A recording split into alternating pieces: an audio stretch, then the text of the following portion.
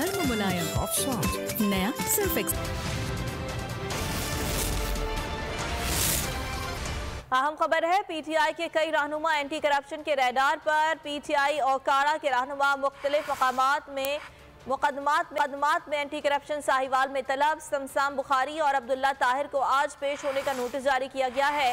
PTI रहनुमाओं को source report पर inquiry के लिए तलब किया गया है। आपको आगाह कर रहे हैं, पीटीआई के कई रहनुमा एंटी करप्शन के रडार पर आ गए हैं। पीटीआई रहनुमा मुख्तलिफ मुकदमात में एंटी करप्शन साहिवाल में तलब कर लिए गए हैं।